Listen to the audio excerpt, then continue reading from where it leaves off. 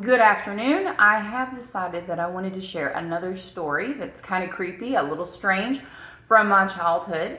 I promise you, you will not find this story anywhere else online. There are no YouTubers who do this story. There's no crime stories about this. You're not going to find this story on a blog, and that's because most of the information has been somehow wiped. You're not even going to be able to Google very much information. You can find information about the perpetrator, but not the person who was hurt in the story. This is the story of Amanda Rhodes, who in 1992, I believe, was R-word. And we're going to use the word R-word because I, don't know how to edit, and I don't know what's allowed to say on YouTube as far as when we talk about those things. So we're going to say she was R-worded, and I think we all know what that means. She was then murdered and dismembered, and her body was discovered in a field. And it's a crazy story. It's way more crazy than the story I told you about my neighbor who was kidnapped. And that's a pretty crazy story all on its own. Marlena Childress, go look that one up. Her mom was like, I killed her. No, I didn't. Yes, I did. No, I didn't. And then 12 years later tried to kill her own son in a graveyard. So if you want to know about that, go look up Marlena Childress. Same thing that I said last time, I'm going to say this time, because I don't know legal ramifications of things. I am not a true crime YouTuber. I'm telling you stories from my childhood. That is two different things. So what that means is these are memories, and memories are not always correct. In fact, if anyone is from my hometown and they remember some things from the story, because it is so hard to even Google information, I would love you to put info in the comments. You can PM me. There are some things I'd like to know myself. Anyways, also I'm going to give you my opinions on things. These are my opinions. These are not facts. So don't come for me. I'm allowed to have opinions on things. So this is the story. Also, if you wait to the end, I'm going to tell you some other videos that I plan on doing. And if you like hearing creepy or just weird stories from small rural areas, if you enjoy this kind of content, if you have a story that you'd like me to tell and you're from somewhere and you want me to kind of ask around and find out some info, let me know. I'm happy to provide more content of this kind when I feel like doing it. I'm not a regular YouTuber. So when I want to do it, I might do another story. Here we go. Amanda Rhodes was, well, I want to give a little backstory on Amanda before I tell the story because this is relevant and strange. So she did not live with her mom. She lived with, depending on who you talk to, and if you do any research at all online, because I really did try to, find out some info. She lived with either, it was her stepsister or her aunt, and Mo Teeters, which is a gentleman who did do physical harm to her, he was either her uncle or, her stepsister's husband. Her stepsister or aunt was pregnant at the time, and she did not leave Union City. To my knowledge, she still does live there. She got remarried. I would have probably left town and changed my last name, but she stayed. I'm going to take a drink because the best storytellers take drinks while they tell their stories, I think. In fact, grab yourself a glass while you're listening to this of something, your favorite beverage. Okay, so if you look at her gravestone, it has her father, who was the chief of police, important detail there, and two women's names. So that's strange. Just a lot of strange things about the story. So hold on to your hats while I'm telling it. This is just one of the weirdest things you're going to hear. I'm honestly surprised that somebody hasn't been able to find the info and hasn't made a movie about it. That's how weird this story is. Okay, so let's get started.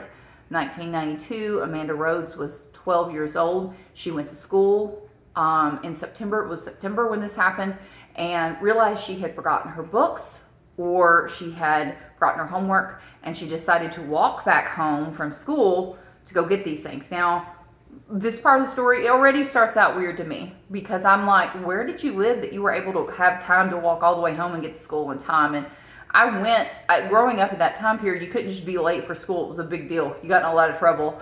So, I don't understand how that happened, but let's just go with it. That's what everyone's told me. She comes home. Mo Teeters, which is her uncle, we're going to say, was there. And the thing I want to add about this that I forgot in the preliminary information, this is a man who had committed crimes. He had went to prison. He went to jail for like 4 to 7 months for burglary, and her family thought, which includes the chief of police, oh yeah, that's cool. We're gonna let her live there. That's a good idea, to live with a criminal like this. That's smart. I mean, I don't understand. I even asked her, I'm like, why wasn't she living with her mom? How did the situation even happen? And the consensus I got from asking people around back home was just that some of her family, her mom's side of the family, were no account. Those are the words that I got. That's, many people said that. So I don't know. It's very strange. If anyone has info on that and they want to let me know, fill me in, because it's weird.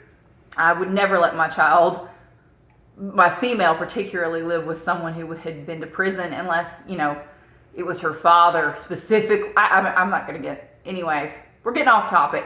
She comes home and he R-words her, okay? And then I don't understand exactly how it went down. I don't know if he took her out somewhere and then murdered and dismembered her, or if he murdered and dismembered her at home and then decided to take her out somewhere. So I'm confused about that part, but that is what happens to her. He joins in on the search, y'all. He's going to help find her. He joins in on the search. And then she's found pretty quickly. I want to say the next day, and I'm not sure on this point precisely. Again, information is hard to get, and I'm not sure, but I think the farmer from the land that she was left on, I think he came across the body. When that happened, I think apparently they were able to quickly deduce who had done this to her. I don't know if they were able to do an autopsy, if there was biological evidence at the scene. I have many questions, but they knew, and they captured Bo Teeters and took him to jail in Union City, the Union City jail. He escaped that day. He is shimming down the drain pipe and just escaped out of the jail. This is like some kind of movie. That's like, I'm at a loss for words. So, yeah, he escapes, and across the street, that's where Amanda's body is. Someone breaks a window. Everybody's like, oh, it wasn't him. But I'm like, okay, who was it? I don't understand what's going on. Did they go in and disturb the body? What happened there? I don't know, because that's the only information there is. Somebody broke the window of the mortuary. I don't know. And so this guy's on the lam for like 2 weeks. 2 weeks, y'all. 2 weeks. And apparently he was terrorizing everybody. My own mother told me, she was like, you don't remember this? Like, I wouldn't let y'all outside. I was afraid to paint outside. I didn't know if this crazy man who'd murdered and dismembered this girl was going to come in our yard. Like, we lived out in the country at this point. We did. And that may be a story I tell. I could add to it. Our house burned down and we were building a house out in the country at the time. Anyways, so he gives himself up. Now, what I hear is a cold snap occurred in October. And this was in October when all this is going down. And in Tennessee in October, normally temperatures are pretty warm still. Like, you can't even wear like a long sleeve shirt. You're still in shorts to Halloween usually. But a cold snap happened, and that can happen. And when the cold snap happened, he gave himself up to the Troy police at the cemetery, because this story can't get any creepier. That's my dog. Please ignore. I'm not going to do this over because she's upset. Anyways, so he gives himself up, and they take him to Bolivar, the mental asylum in Bolivar. And he saves his pills up for a week, and then he decides to commit suicide, take them all at once. Now, I need to add that I happen to be a social worker. I happen to have 32 graduate hours in counseling. I have done several practicums, one of which was at Bolivar. By the way, if you want to know who most people think they are when they're delusional, it is Jesus Christ. Got that out myself.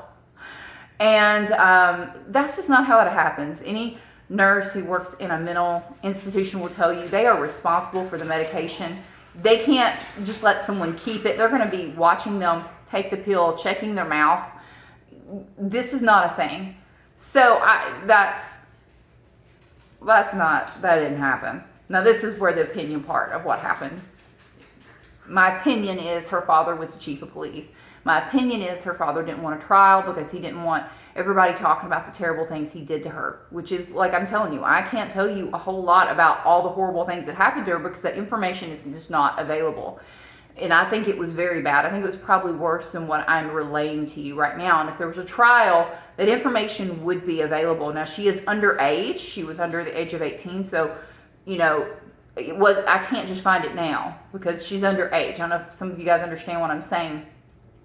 But a trial, that information would be available. You'd be able to go to the court system and get it. This didn't go to trial because he committed suicide, or he was suicided, or was strongly convinced that that's something he should probably do. And honestly, it probably is a thing that he should have done, because he wasn't not going to get the death penalty for what happened.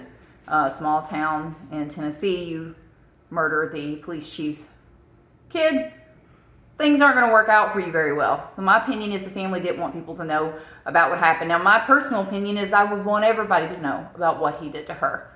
I don't want the focus on him. Like, if you look up information, you find out info on Mo Teeters, and that's sad because it should be info on this poor girl and what he did to her.